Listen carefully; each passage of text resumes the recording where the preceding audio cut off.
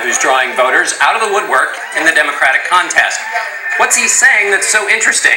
We're going to ask Senator Sanders, who joins us from Cedar Rapids, Iowa. Senator, welcome. I want to start with those big crowds you're getting.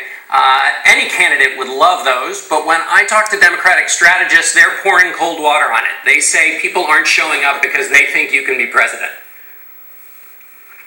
Well, I think those Democratic strategists who will be supporting Secretary Clinton are dead wrong. Look, John, the people of this country are profoundly disgusted with the reality that for 40 years, the middle class of this country has been disappearing, that 99% of all new income today goes to the top 1%, that the top 1/10 of 1% owns almost as much wealth as the bottom 90%.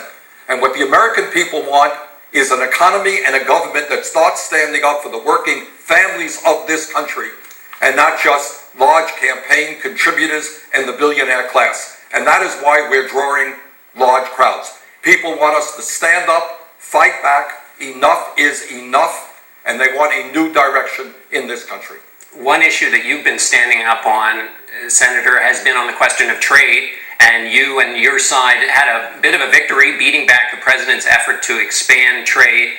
What the president and supporters of that trade bill in Asia, and also the one that they're talking about in Europe, is that expanding trade helps certain American companies. It helps service industries. It opens new markets. You talk about workers that would lose their jobs from trade. They say this will open up markets that will increase jobs. John, I've been hearing that argument for the last 25 years. I heard it about NAFTA. I heard it about CAFTA. I heard it about permanent normal trade relations with China. Here is the fact. Since 2001 in this country, we have lost almost 60,000 factories and millions of good-paying jobs. I'm not saying trade is the only reason, but it is a significant reason why Americans are working longer hours for low wages and why we have seen our jobs go to China and other low-wage countries. And finally, what you're seeing in Congress are Democrats and some Republicans beginning to stand up and say, you know what? Maybe we should have a trade policy which represents the working families of this country, that rebuilds our manufacturing base rather than just representing the CEOs of large multinational corporations. And let me say this, John. Corporate America and Wall Street are going to bring that bill back to the House next week. I would hope very much that Secretary Clinton will side with every union in this country, virtually every environmental group, many religious groups, and say that this TPP policy is a disaster, that it must be defeated, and that we need to regroup and come up with a trade policy which demands that corporate America start investing in this country rather than in countries all over the world. So I look forward to working with the Secretary on this issue. Let me ask you about Secretary Clinton, Senator. Her position is, we haven't seen what's in that bill yet, and therefore isn't it prudent to wait, not just have a hot opinion, but wait to see what's in the bill, and then she'll make her determination. That's her view. What do you say? Well, John, don't you think it's a little bit silly for members of Congress to be voting yes on a bill that they haven't seen? That is one of many reasons to be voting against this piece of legislation. There is no question in my mind, and I think the minds of most Americans, that what our trade policy has been for many years is to allow corporate America to shut down plants in this country, move abroad, hire people at pennies an hour, and then bring their products back into the United States. It is a failed trade policy, and I would hope that the Secretary joins Elizabeth Warren, Sherrod Brown, and the vast majority of Democrats in the Congress in saying, no, we've got to defeat this piece of legislation. You're drawing a strong distinction there between your view and Secretary Clinton's view on the question of trade.